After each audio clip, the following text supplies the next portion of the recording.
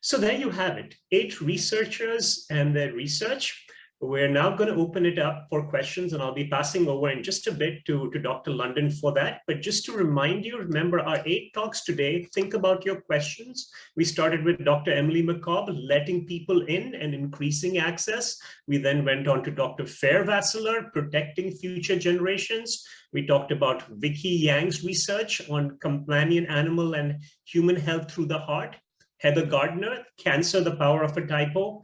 Claire Feldman, Pets in Our Homes, a Priority for Responsible Antibiotic Use.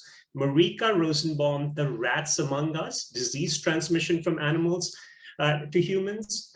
And Maureen Murray, Anticoagulant Rodenticides in Birds of Prey. And finally, Mandy Martineau, Vetting Vaccines, a vet's role in global health research. That has been our program for you. Before I hand it over to Dr. London, I do want to thank the Alumni and Advancement team, because I've worked with a number of groups and organizations, and just seeing the dedication that the team has brought was wonderful. I'm a bit of an outsider to the Cummings School, but I've been inspired by the work of Robin Melendez, Tamar Kanarian, also Julia Wills, and especially Rebecca Strasburger, who's really the brainchild this was to bring to the school and take it away. And she's done a fabulous job with that. So once before I leave, just a little round of applause, please, from the panelists also for our, from the group, for our organizing team. And now for Q&A. So I bought some time for you to think about some questions. Let me please hand it over to Dr. Cheryl London again. Thank you again, Mihir, and thank you to all of our speakers tonight for really outstanding, phenomenal talks. It's really great to hear you put those in your own words, put your research in your own words. I have a few questions from the listeners tonight. And the first one is for Emily, which really relates to how you get the findings that you've sort of generated, the research that you've generated about spectrum of care disseminated to the public, particularly in light of some of the work, for example, that you've done with your dentistry spectrum of care. So how do you get that out to the general practice veterinarians so that they can improve their spectrum of care? Yeah, thank you for that question. I think, getting the word out there is really important so practitioners can kind of keep these principles in mind. So we're definitely keen to publish all our findings. We have a new publication that actually just came out in JAVMA. It's available online as of yesterday that really goes through the whole spectrum of care philosophy. And we've presented our Pyometra study and our Dystocia's work in poster form at the meetings that we just had last week. And with our dentistry study, what we're working on is looking at the impact of low-cost dentistry on animals' quality of life. And so far, we haven't quite finished all the analysis, but the results are really promising. And our plan is to present that at general meetings. And I'll be at a bunch of meetings this spring, also just kind of getting the word out. Thank you. That question had come from Rose in our audience. So there have been a couple of questions that are flagged to Dr. Murray that have to do with rodenticides. And I think, I was thinking about this as you were talking, as there are more and more people sort of encroaching upon wildlife populations and they don't want rats around. There's probably more exposure to many of the raptors that are living in our backyards now. So the question really relates to are there any safe rodenticides that can be used for people to help control the rat populations?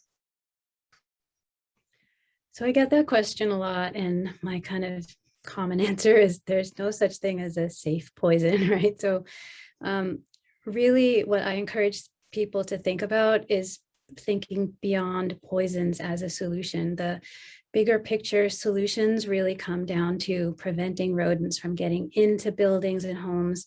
As Marika, Dr. Rosenbaum showed in the videos, the photos that she has from her work, the easy access to trash, food that the rodents have, that's in a city setting, of course, but, it applies across different types of landscapes and habitats. That really the basic fundamental principles of trying to control these problems are deny them food, deny them water.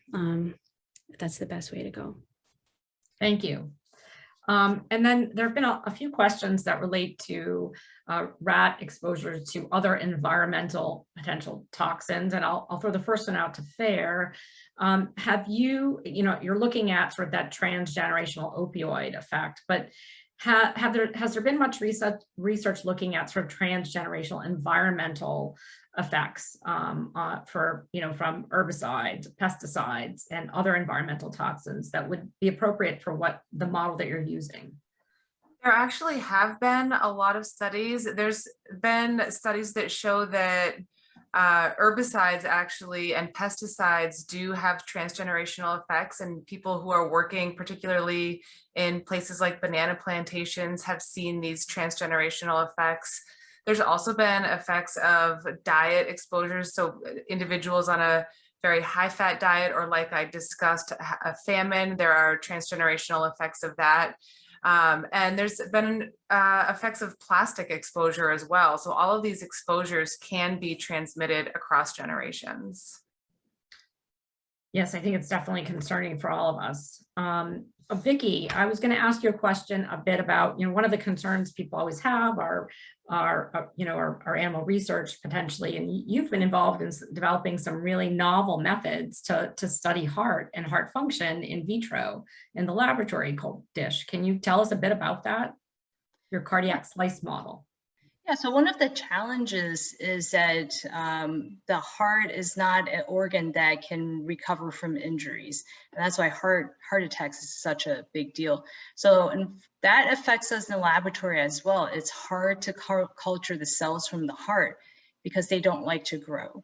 So we've been able to develop a new technique where instead of subjecting the cells to a very harsh environment to pull them out of the heart, we've been able to gently slice them into thin pieces where they will actually want to live in a cell culture environment in the laboratory, where we can then study some of the toxicity, the cancer drugs effects directly on the heart tissues and see what the effects are. So it's actually been quite an advancement in our laboratory to help us do our experiments. Great, thank you.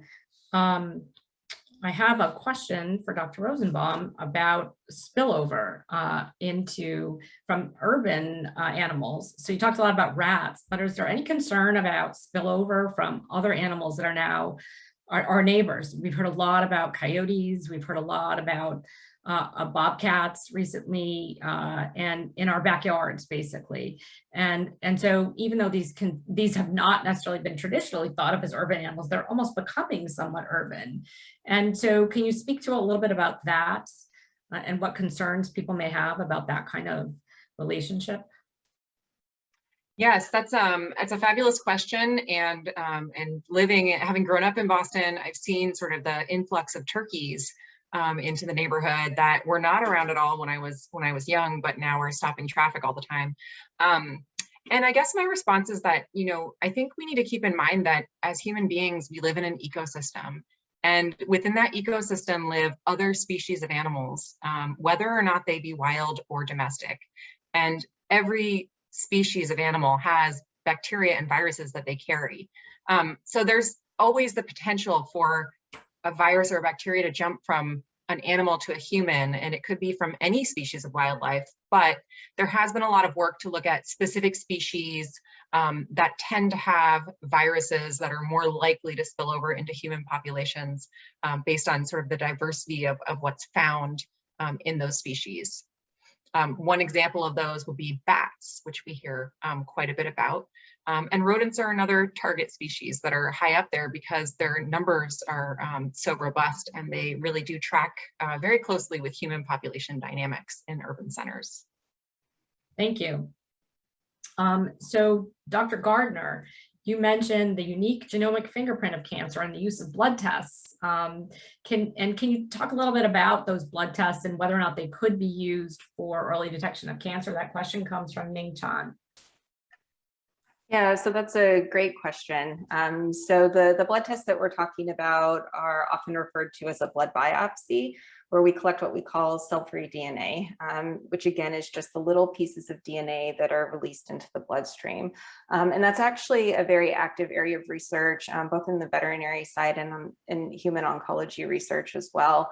Some of the work that we've done in collaboration with researchers at the Broad Institute and UMass Medical School have been focusing on trying to really understand how we can leverage this technology in veterinary patients as well, which includes things like early diagnosis and monitoring the disease as it progresses. Thank you. Dr. Fellman, there's been a lot of concern about developing resistance, not just to antibiotics, but to dewormers, et cetera. And I think there have been some efforts to try to limit antibiotic use and maybe doing some shorter courses of antibiotics for some kinds of diseases. Can you talk a little bit about that and how that may help translate into the clinical veterinary practice? Yeah, thanks for that question, Cheryl. It's definitely something we'd like to do. And I think one of the things we're trying to be a little bit careful about is in human medicine, they have so many studies that are comparing different lengths of antibiotic treatment. And for example, in a study I'm working on, we're trying to figure out how long you need to treat a urinary tract infection for, something very simple. And there's not even a single study in dogs trying to compare the same drug for 2 different durations. And so I think we are in general trying to reduce the length of antibiotic prescriptions, but we also are really trying to work on studies to justify that, so we're not just guessing. So I think that's one of the challenges we have, but it's definitely something that's being worked on. And right now there's not limits on what we can prescribe in small animals. They're bringing a lot of the large animal use under veterinary oversight, but it is a growing field. There's a lot of increasing interest and a lot of people are working hard on it. Thank you. So last, I'll ask Dr. Martineau this question. You just got a Gates Foundation grant to study some new vaccine technology in TB. Can you tell us a bit about what you're doing and why we would need another vaccine if there's a new vaccine potentially already moving its way through the approval process? Yes, so actually I am doing research on a similar type vaccine. It's based on attenuated TB. So I did mention BCG in my talk, which is a live attenuated mycobacterial vaccine. And my research focuses on also using Mycobacterium tuberculosis by knocking out those bad virulence genes to make a milder form of the bacteria that then can be used as a live attenuated vaccine. And so the Gates Foundation has given me some funding to continue my research on a specific type of vaccine strain that is based on attenuated MTB. And we believe that it might have some additional immunogenic properties that are unique and have, the potential to help. Most vaccines don't work great in every single part of the world. We've seen with COVID-19 that different regions have different variants, and we don't think that there's going to be one vaccine to treat TB either. And so it's good to have many vaccines in the pipeline, and it sounds like the Gates Foundation agrees with that approach. So they're helping me make a new one. Great. Thank you, all of you, for really just phenomenal talks. I'm so proud of all of you and so excited to see what you'll bring in the future. And to all the people that are still with us, I want to thank you. You really helped make this evening successful. You've made generous contributions to fund the programs discussed this evening, and there are many other important avenues of discovery across our school that we'd love you to become familiar with. This work is really not possible without philanthropy from individuals, foundations, and corporations who are our partners and friends in our mission to heal animals, help people, and change lives. I would encourage anyone who is interested in learning more about our research enterprise and ways to help to visit our website or to reach out to the advancement team through the links in the chat box. Thank you again, and feel free to send emails to the participants with additional questions if you have them. And have a great night. Thank you again.